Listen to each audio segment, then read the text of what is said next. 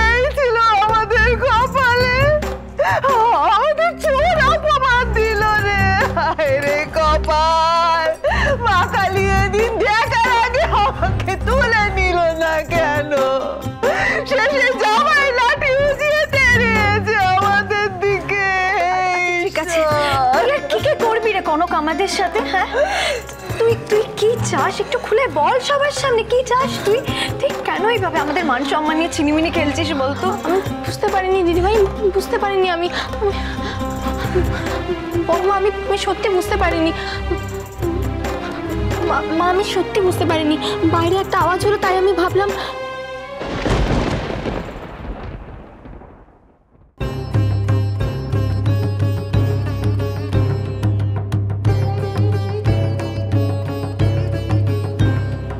বাইরে গিয়েছিলে এত রাতে কেন? কি করছিলে? বাইরে ছিলাম না তো আমরা তো এই ড্রয়িং এ আমি আর মা পায়চারি করছিলাম। তুমি এই অবস্থায় পায়চারি করছিলে? তোমার কি মাথা খারাপ হয়ে গেছে ঝিলমিল? আপনি এভাবে কেন বলছেন বেয়ান? আগে পুরোটা তো শোনেন। না, কিচ্ছু শোনার নেই। যেটা ভুল সেটা ভুল। তুমি যেটা করেছো মোটেই ঠিক করোনি। আর মিসেস গোস্বামী আপনিও তো বলিহারি, আপনি একবার ওকে বারণ করলেন না? হ্যাঁ সেই তো, আমি একটু পায়চারি করছিলাম দেখে আমি খারাপ হয়ে গেলাম, তার জন্য তো চোরের অপবাদও জুটে গেল আমাদের। আচ্ছা আপনার একটা কথা বলুন তো, আমাদের দুজনের কি সত্যি বাড়িতে কোনো মান সম্মান নেই? আমি সত্যি বুঝতে পারিনি দিদিভাই, তখন ও আমার সাথে ছিল, ওরও মনে হয়েছিল চোর এসেছে, তাই তো বাইরে দেখতেও গেছে। তুই চুপ কর, তুই তো আমাদেরকে না দেখে চোর চোর বলে চেঁচাতে শুরু করে দিলি, ইভেন মাকেও। ছি ছি ছি ছি ছি, আমি তো ভাবতেই পারিনি।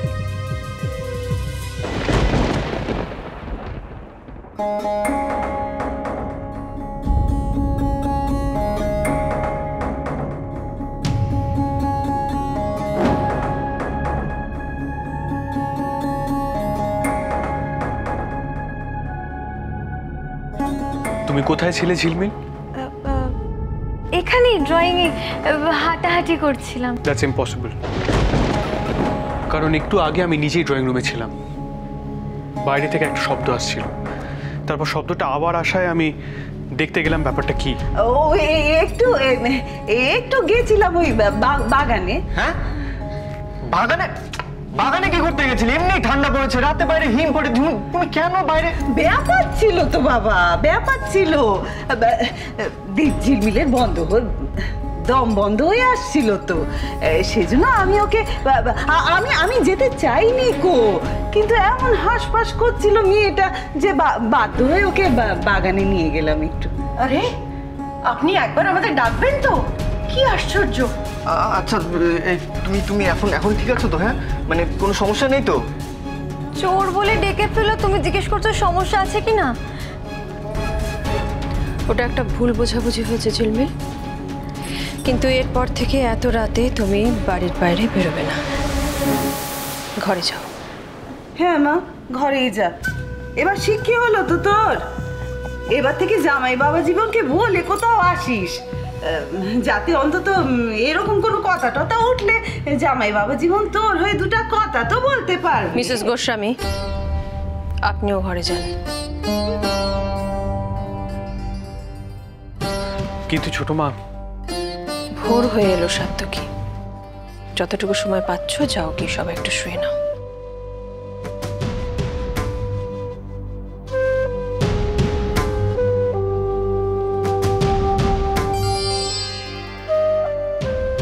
ছোট, আমি তাহলে আলোটা নিভিয়ে দিই। হ্যাঁ দিদিভাই, নিভিয়ে দাও।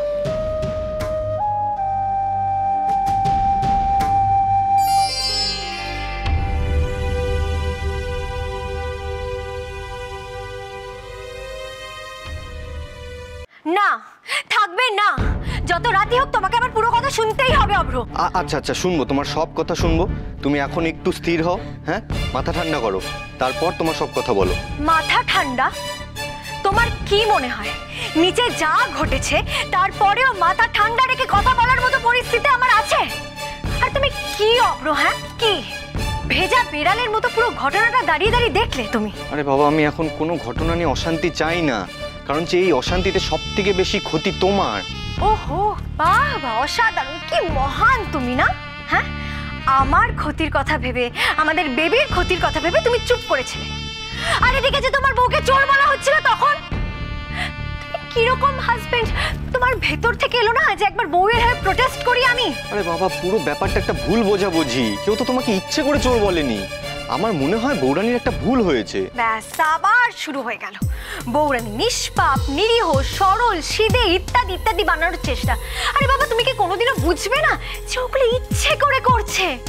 আরে বাবা, বড় হয়ে কি তোমার কোনো দায়িত্বই হয় না নিজের বউকে বোঝার? বুঝতে পারছি, আমি সব বুঝতে পারছি।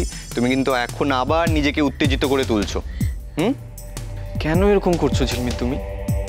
কেন কেন নিজেকে কষ্ট দিচ্ছ? খুব এসেছে আমার কষ্টের কথা বলতে, খুব যেন বুঝে নি। আরে বাবা, নিজের দাদাভাইকে দেখে কিছু শেখো। দেখতে পাচ্ছ না আজকাল নিজের বউকে কিরকম চোখে হারাচ্ছে? ঠিক আছে, তাহলে আজ থেকে আমিও তোমাকে চোখে চোখে রাখবো। এই এই, চোখে চোখে রাখবে মানেটা কি? হ্যাঁ, চোখে চোখে রাখা চোখে হারানো এক হলো নাকি অভ্র? না মানে ওই আর কি। এসো তো এসো, অনেক রাত হয়ে গেছে, তুমি এখন শুয়ে পড়ো। কাল সকালে গুরুমা আসছেন, হ্যাঁ, অলির বিয়ের ডেটটা ফাইনাল করতে হবে, অনেক কাজ। কিন্তু ডক্টর তো আমাকে কোনো কাজ করতেই বারণ করেছে না।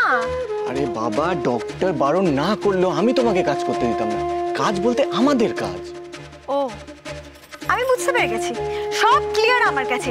এই যে গুরুমা আসছে, এই তামঝামের মধ্যে কি হবে না আমার এই অপমানের পুরো ব্যাপারটাই ধামাচাপা পড়ে যাবে। আরে প্রতিকার করবে কে? আমি আমি আমি প্রতিকার করব।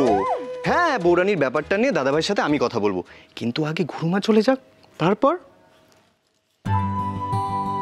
এবার খুশি তো? আমার সামনে বলতে হবে কিন্তু। একদম তোমার সামনে।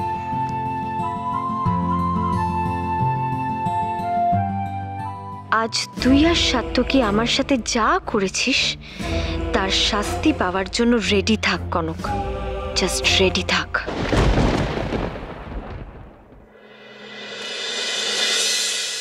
আপনি একদম চিন্তা করবেন না, সব ব্যবস্থা ঠিকঠাক আছে। সব হয়ে গেছে, ওই গোলাপের পাপড়ি দেওয়া, পা ধোবার জল টল সব রেডি।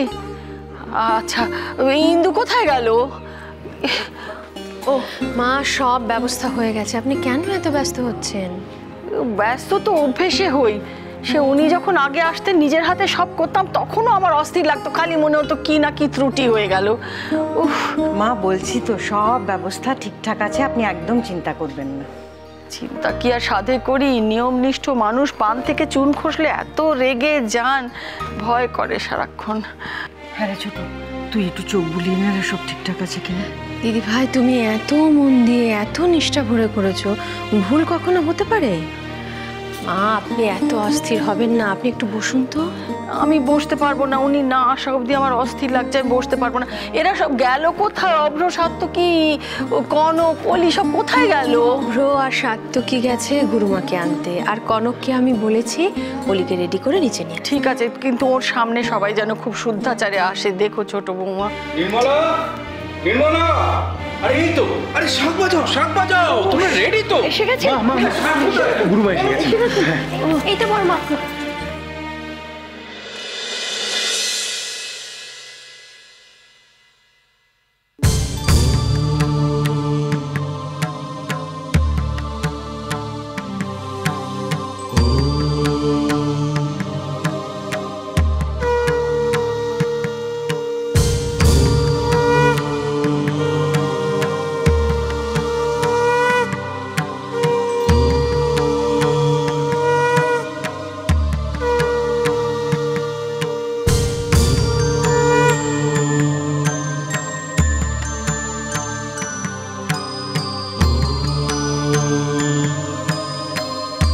তোমরা সবাই কেমন আছো?